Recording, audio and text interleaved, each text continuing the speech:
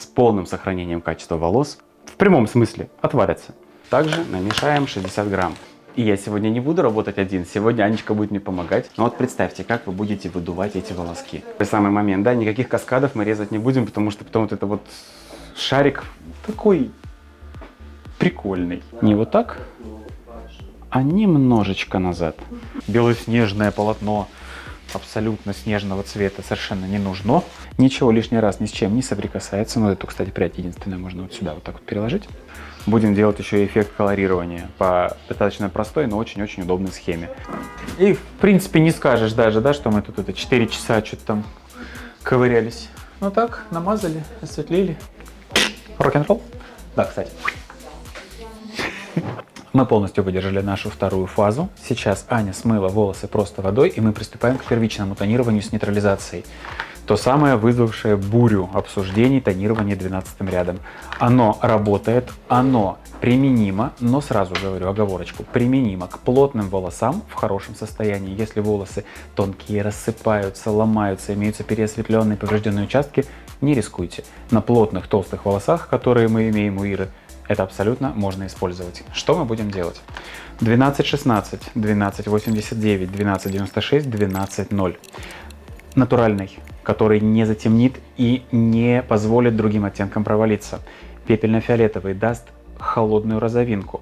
12-89 даст хорошую нейтрализацию желтизны, и 12-96 усилит розовый нюанс. Мы будем делать достаточно мягкий такой пудрово-карамельный оттенок. Какая у нас будет пропорция? 30 грамм 12-0 и по 10 грамм всех остальных.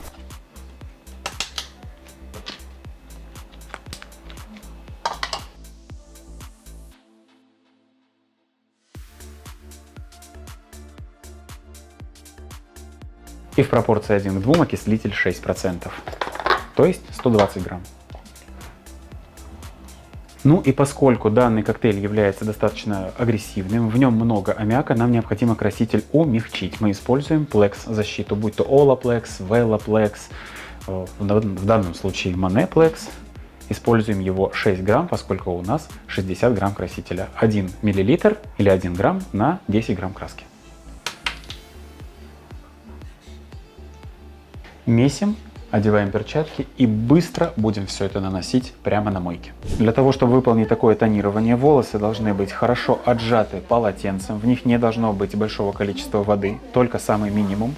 И как очень сейчас хорошо предложила Аня, мы можем разделить волосы на сегменты предварительно, чтобы потом не дергать их, как от нашей Ирочки, и так уже не весело от этих всех дерганий, а волосы предварительно не прокондиционированы у нас. Мы не закрываем чешуйчатый слой, мы должны впустить состав максимально глубоко. И также разделение на сегменты поможет ускорить нашу работу, потому что нам некогда будет делить волосы потом. Нужно наносить все предельно быстро, потому что иногда достаточно даже 10 минут общего времени выдержки. И еще нюанс. Старайтесь не попадать на корни. Состав щипучий. Ну что, 3, 2, 1. Ты мне фору дал. Ну ладно.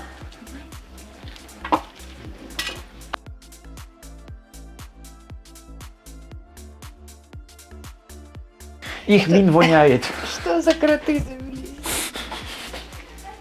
Отступаем от корня примерно 3 сантиметра. А еще если у вас есть вытяжка какая-нибудь или окошко рядом, рекомендую открыть. Но еще раз повторяю, данный метод не всегда применим. Если вы сомневаетесь или переживаете, сделайте тест прядь. В любом случае, когда вы сомневаетесь хоть в чем-то, тест прядь всегда.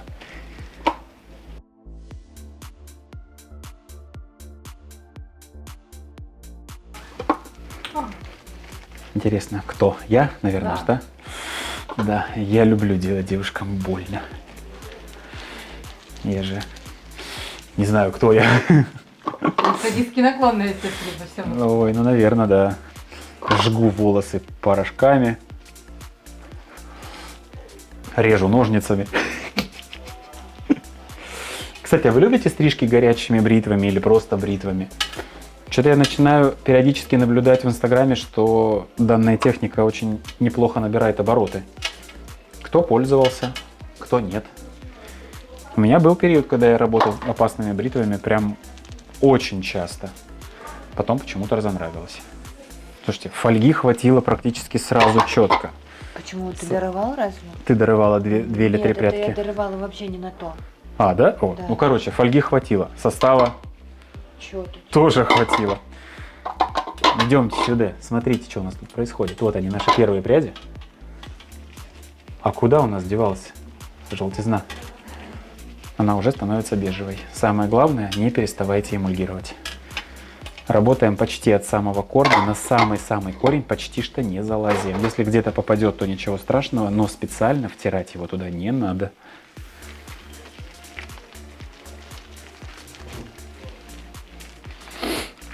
Цвет будет бомбический. Вы муж с женой или брат с сестрой? Мы? Ох, да. Было дело, спросили у нас. Мы тельцы, почти близнецы. Да. Сзади у нас там тоже вон телец еще один стоит, выглядывает. Ну загляни в кадр, ладно. А чё? Стесняшка? А, ты сегодня не накрашенная? В смысле ты не накрашенная? Накрашенная? Нет?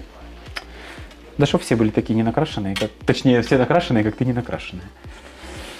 Все заинтриговали. Да. Да нет, видели сегодня уже. Очень хорошо у нас выглядит администратор.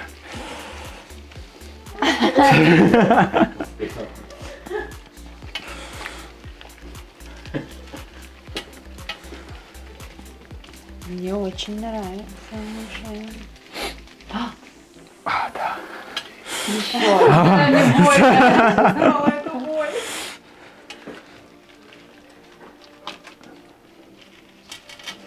Начинаем подбираться ближе к корням по мере проявления оттенка по длине. Смотрите, что у нас получается. Желтый уходит, и мы видим практически чистый блонд. Если бы мы не стали превышать в пропорции 12:0, то оттенка цвета было бы больше. Но поскольку цвет мы можем создать и потом тонированием, а Ира хочет получить максимально светлый блонд, мы решили его не затемнять нейтрализацией, но при этом уже получить очень Почему даже ты здесь симпатичный берешь оттенок. 6%, а не 9%? В принципе, здесь я согласен с Аней Юджиной, где я это увидел, потому что высокий процент окислителя, ну, такой как 9 или 12, да, он идеально балансирует количество аммиака, входящего в краситель. Но если мы возьмем 1,9%, да, то мы можем получить аммиачный выхлоп, который сожжет и волосы, и кожу головы, а шестерка... И нам легкие. И нам легкие, да. А шестерка частично его нивелирует. Добавляя плекс, мы немножко как бы связываем аммиачную составляющую в красителе. И да, воздействуем на волосы, но тут два варианта. Либо еще раз их подобесцветить, либо дотянуть нейтрализацией с осветлением. Да, да, милая, из чё чуть-чуть. Но можешь повернуть голову в сторону зеркала и посмотреть, что ты уже не желтая. А, да. Вот. А только корни желтые. Ну, корни, подожди, мы еще до корней не добрались. Между прочим, очень зря вы говорили нехорошо про Аню Юджину. Она шикарный мастер. И она скоро приедет к нам в Сочи, я пойду к ней еще один раз. Но уже в качестве гостя, а не ученика, но тем не менее. Очень большое количество фишек она дала на своем мастер-классе. Если не видели ролик, посмотрите. Она дала тебе, а ты всем рассказал. А я рассказал всем, да. Меня опасно приглашать на мастер-классы. Я по секрету всему свету, всему Ютубу. Ну а что, если меня смотрят и в Германии, и во Франции, и в Америке, елки-палки. Это ж прям успех, наверное, успешный. А то. Для чего постоянная эмульгация нужна? Когда мы постоянно эмульгируем волосы, мы не позволяем пигменту максимально глубоко уходить в структуру волоса. Мы его оставляем на поверхности. Мы блокируем просадки тем самым. Тем более, что у нас здесь есть ранее сделанный AirTouch, который мы потом дочищали. Пускай не полностью, но дочищали. И у нас есть такие достаточно интенсивно поврежденные участки. Да, начинаю уже входить в корень потихоньку, не втирая, но приближаясь. Кстати, у меня в комментариях там проскакивал вопрос, почему нельзя доработать это все было 10-м рядом на 3%. Могу объяснить свое понимание данного процесса. 10-й ряд – это низкопигментированный ряд, 12-й ряд – высокопигментированный. Как вы считаете, если мы осветляем волосы и при этом еще пытаемся придать им какой-то оттенок, да еще и на 12%, там будет сколько пигмента, много или мало? Естественно, много. И мы сейчас отрабатываем именно за счет этой особенности красителя. Большим количеством пигмента, светлого, неуплотненного, на достаточно высоком проценте, на аммиачной среде, которая раскрывает чешуйчатый слой волоса, мы загоняем этот пигмент в структуру. И поскольку это краситель, он все равно пытается сцепиться с молекулой цвета, а не разрушить остатки, которые начал бы разрушать порошок или паста или крем, любой обесцвечивающий. И поэтому это воздействие все равно более ровное, более интенсивное, более эффективное. И опять же, постоянно так делать не надо. Кто-то написал, что будет, если так делать постоянно. А я не говорю, что это нужно делать постоянно. Мы это делаем при выходе в Total Blonde. Мы первично разравниваем цвет, а потом уже начинаем с ним работать дальше. Мы создаем базу, подложку, основу, на которую потом в дальнейшем будем делать тонирование. Вот у нас начинают уже проявляться просадки. Вот они. Белоснежные платиновые пряди. Вот они. Это значит, что очень скоро нам придется завершать процесс первичного тонирования и переходить к созданию уже непосредственного тона на волосах за счет тонирующего красителя. Мы будем тонироваться лондой. Мы соединим аммиачку с безаммиачкой где-то в пропорции 1 к 3, то есть 1 часть аммиачного красителя, 3 части безаммиачного, чтобы поберечь кожу. На 1,9 окислители с добавлением небольшого количества стабилизатора. Как у тебя по коже ощущения? Вообще нормально. К вопросу о воздействии на кожу. Если бы мы нанесли двенашку в концентрированном виде по всей длине и намазали бы корни, то Ирочка бы у нас уже, исполняя песню у Максима Фадеева «Беги по небу», визуализировала данный процесс. То есть по потолку ходить начала. Вот. А поскольку мы постепенно сдвигаем состав к корням по мере его постоянного вырабатывания, то есть мы не даем красителю этот аммиак, который что он там делает-то? Выходит из краски. Мы не даем ему уходить волосы, мы его вверх. Это летучее соединение. Ну да, по-хорошему в респираторе надо, но... Да. Ну да. Да, мне кажется, пора смывать. Ну уже да. Уже да, у меня уже тоже начались охлаждения. Угу. Вот эти вот нюансы, пускай вас не пугают. Потому что сейчас мы на 2 раза будем промывать волосы шампунем. Шампунь мы будем использовать Fiber Infusion. Шампунь с кератином. Сам смоешь. Я сейчас принесу. Да, давай. Вот. И он позволит нам убрать излишние просадки и подготовить волосы к дальнейшему окрашиванию. После Fiber Infusion мы используем маску. Я думаю, что мы возьмем, наверное, Velvet Oil, чтобы подпитать волосы. И после сделаем тонирование с растяжкой. Мы будем углублять корень и придавать оттенок длине, дополнительный оттенок.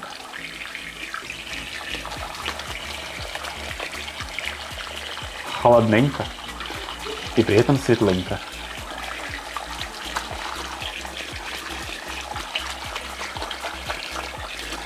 Мы выдержали маску на волосах, сейчас Аня ее смывает. После маски мы волосы не обрабатываем ничем, а я готовлю нам тонирующий коктейль для прикорневой зоны с растяжкой.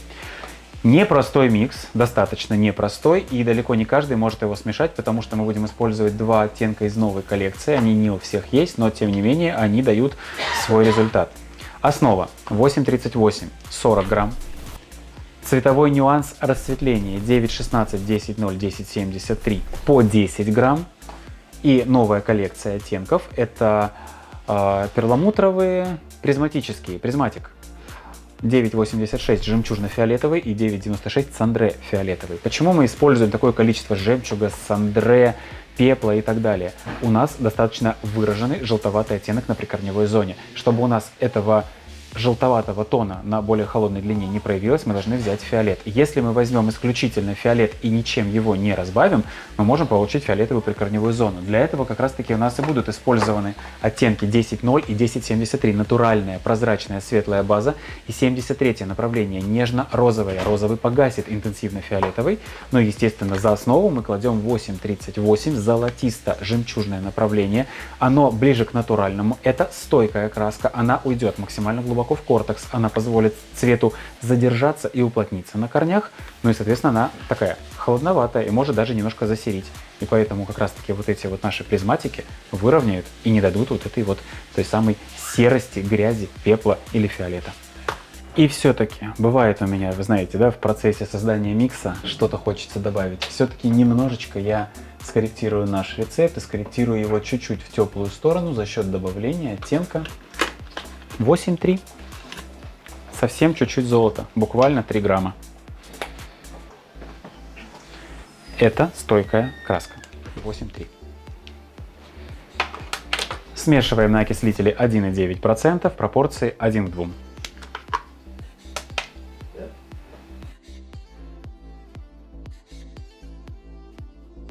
Чтобы не дергать волосы, мы их предварительно также немного разделим на секции. Поможем себе в дальнейшем. И вертикальными проборами, начиная от затылка в сторону фронтальной линии, будем наносить с растяжкой наш тонирующий коктейль. После того, как у нас пройдет половина времени выдержки, мы смешаем тонирование на длину и уже непосредственно в мойке нанесем весь цвет на уже нашу ранее затонированную базу.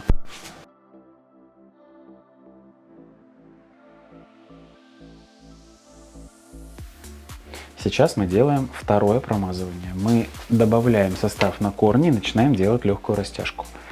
Для чего мы так делаем? Максимально уплотнить цвет. Сделать его прям предельно насыщенным и интенсивным.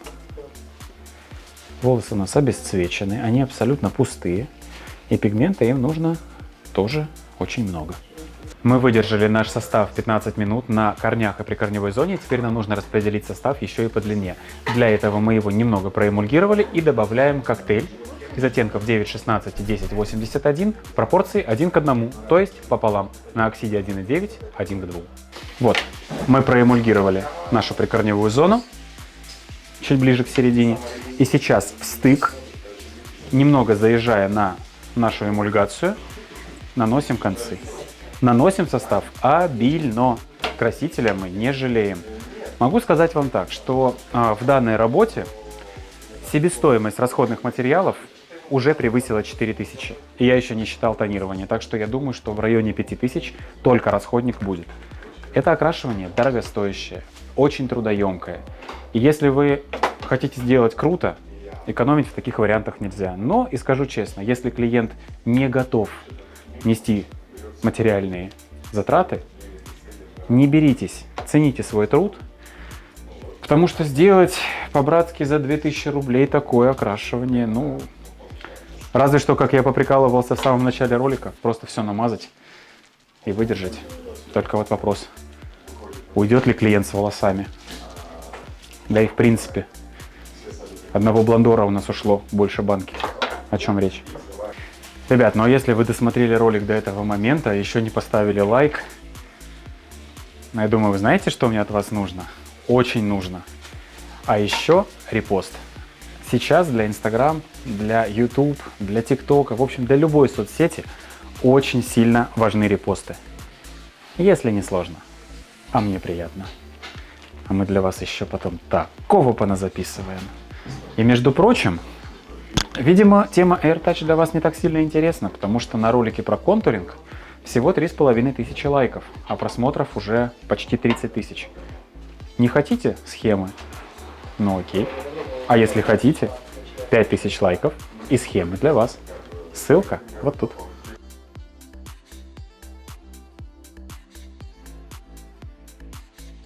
Помните, вначале я сказал вам, что покажу прием, как сделать красивое мультитональное окрашивание без сильных больших сложностей.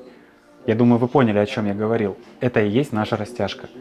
Плотное нанесение в прикорневой зоне, второе нанесение с легкой растяжкой, эмульгация состава до плюс-минус середины и перемешивание тонирующего состава для длины с нашим проэмульгированным составом на середине. Остальное время выдержки мы волосы уже не трогаем и получаем красивый переливчатый мультитональный блонд с глубиной и, естественно, с контрастными переходами. Но кроме того, у нас есть 3 разные структуры волос. У нас есть неокрашенные натуральные волосы, которые мы выдували из AirTouch и закрывали в фольгу. Они у нас получились самыми светлыми, самыми яркими, самыми желтыми. У нас есть наш длинный слой, который мы также дочищали. В нем были темные волосинки, которые приобрели достаточно теплый оттенок, и были обесцвеченные, которые получились кипельно-белыми. Вот они, 3 разные структуры, 3 разных цвета, на которых наше тонирование ляжет абсолютно по-разному. И мы получаем двойной градиент, двойную растяжку и по вертикали, и по горизонтали. В общем, особенно в накрученном состоянии это будет безумно красиво. Ну все, не прошло и рабочего дня, как у нас готов наш результат. Ничего не понятно в мокром состоянии, потому что все темное, все какое-то перепигментированное. Но сейчас мы это все смываем, обрабатываем стабилизатором окрашивания, оставляем на 5 минут на мойке, может быть максимум на 10, и сушим нашу блондинку с холодными глубокими корнями, с красивым перламутрово-пепельным отливом, Боже, как звучит. с переливчатой длиной и плотным ровным срезом. Ох, и кому ж ты такая достанешься сегодня? Сама себя хочу. А это, между прочим, самое важное. Нравится должно в первую очередь вам. Это ваша голова, и не надо подстраиваться ни под чье мнение. Если кому-то хочется сине-зеленую прядь посредине лба, делайте и кайфуйте от этого. Ну ты только посмотри на это, ну ты только глянь. Я не знаю, насколько передает камера, но глаз радуется.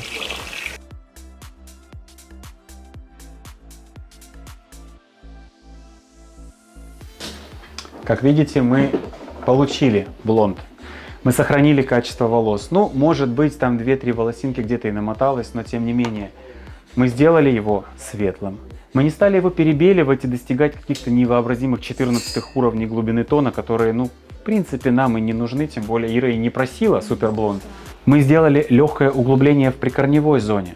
Его видно, когда мы соединяем кончики и корни, но при этом оно не явно выражено, и возможно, что Ира даже придет на легкую коррекцию корней в сторону более темного, но это не точно. Блондинкой такой тотальной она практически никогда не была, или вообще никогда? Вообще никогда не была. Вот. Ну и что я скажу вам еще по поводу сохранения качества волос. Я смотрел в онлайне один очень-очень крутой мастер-класс с платиновыми блондами. Все было шикарно, но когда модель, скажем так, готовили к смыванию состава и вытаскивали жгутики, которыми перекрывали пряди, некоторые пряди снимались вместе со жгутиками. Вот представьте себе, что вот объем волос у Иры и объем волос любой среднестатистической блондинки с мягкими, тонкими славянскими волосами. Как вы считаете, возможно ли получить пережженные стыки, поврежденные стыки и потом как-то, хлопая глазами, говорить, что ой, ну, подотрастет, ой, ну, я не специально. Да никто не специально, но всегда нужно выловить тот баланс между качеством и цветом. У нас есть градиент, у нас есть рельеф. И я думаю, что где-то через пару недель мы сделаем еще глянцевание, то есть тонирующую процедуру, которая даст предельно много блеска и совсем чуть-чуть скорректирует цвет, может быть, в более розовую сторону, или опять же, во что у нас решит Ира. Вот. И результат я вам выложу где-нибудь фоточкой, либо в Инстаграме, либо в сторис. Ну а мы пока переходим к укладке и заканчиваем стрижку.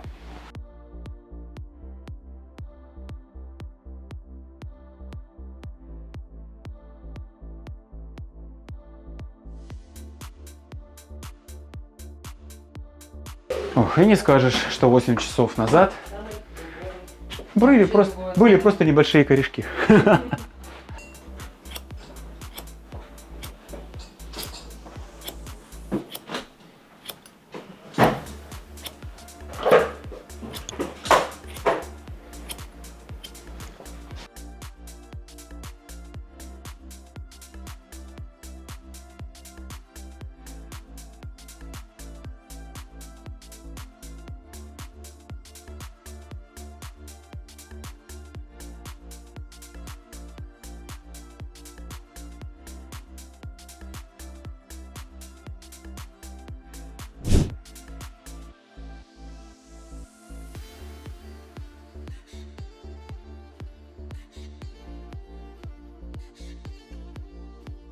И это не конец нашей истории, потому что, как я и сказал ранее, мы сделаем еще глянцевание и обязательно покажем вам то, что у нас получилось на окончательном выходе. Просто сегодня наша 8-часовая эпопея подошла к концу. Лайк, подписка, колокольчик. Анна Сергеевна, спасибо тебе большое, что помогла. Это, кстати, тоже наш очень классный мастер, так что и к ней тоже приходите. У нас все крутые. А если что-то интересно, все пишем в комментарии. Пока.